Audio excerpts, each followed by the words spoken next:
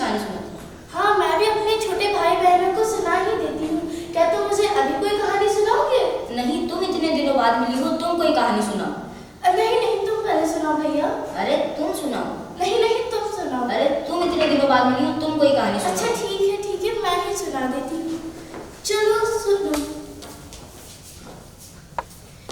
एक समय की बात थी। एक गुरुजी अपने शिष्यों को हमेशा कहा करते थे। क्या कहा करते थे? कण कण में भगवान है, कण कण में भगवान है। ना कोई ऐसी वस्तु है, ना कोई ऐसे स्थान है जहाँ भगवान का निवास ना हो। इसलिए हमें हर वस्तु को, हर स्थान को नमन करना चाहिए, क्योंकि हर वस्तु में भगवान है। हाँ। एक दिन उनका एक शिष्य हाट में से कहीं जा रहा था। तभी सामने से उसे एक भागता हुआ हाथी दिखाई दिया। हाथी? हाँ, उसका महावत बार बार चिल्ला रहा था, हटो हटो, हाथी पागल हो गया है, यह तुम्हें मार देगा, तुम्हें बहुत गंभीर चोट आ जाएगी, हट जाओ इधर से। ऐसे करके वो उसे चिल्लाता है, परंतु तभी जो शिष्य है उसे गुरुजी की बात याद आ जाती है कि अगर कण कण में भगवान है, इसका मतलब उस हाथी में भी तो भगवान होंगे। सही बात है। हाँ, और अगर हाथी में भगवान है और मुझ में भी भगवान है, तो फिर एक भगवान को दूसरे भगवान से आके क्या ही डर हो सकता है। इसलिए वह अपने प्रेम और भक्ति के कारण उसी रास्ते पर डटा था। फिर जो होना था वही हुआ। क्या हुआ? जो हाथी उसके पास आया, जोर से उसे अपनी सूंड में दबा को दूर जाके फेंक दिया। बेचारा शिष्य उधर दर्द से कराहता रहा।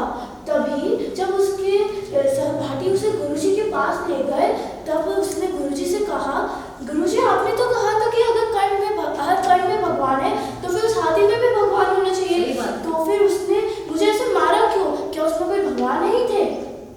तब गुरुजी कहते हैं, नहीं, उसमें भी भगवान थे, तुम में भी भगवान है।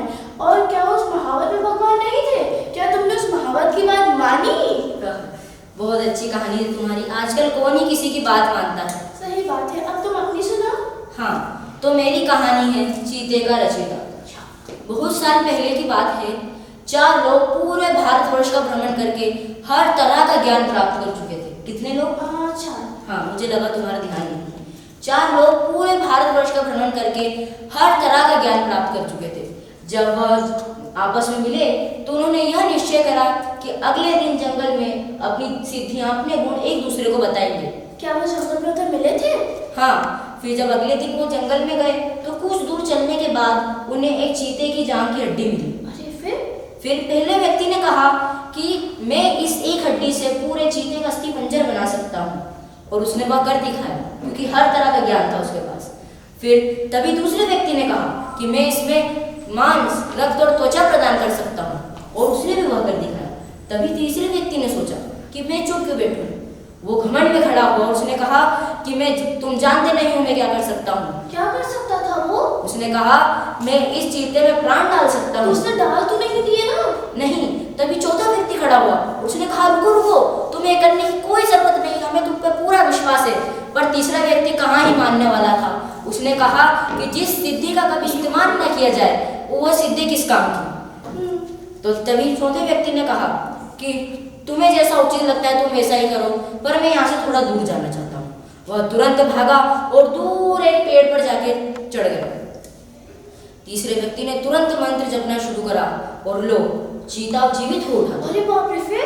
फिर उसने एक तेज अंगड़ाई ली और चारों तरफ आहार की तलाश में इधर उधर देखने लगा। पहले व्यक्ति ने भागने की सोची। वो जैसे ही भागा, चीता उसके ऊपर झपटा और दूसरे व्यक्ति को उसने कमर से पकड़ लिया। तीसरे व्यक्ति ने सोचा कि शायद वो बच के भाग सकता है, पर उसकी चीते ने गर्दन पकड़ ली और लो, तीनों मारे गए। दूर बैठे व्यक्ति के मानो देवता कुछ कर गए।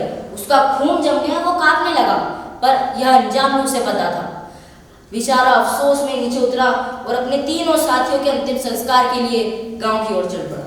बेचारा किस्मत के मारे। वाह, तुम्हारी कहानी तो वैसे बहुत बढ़िया थी। तो यह था हमारा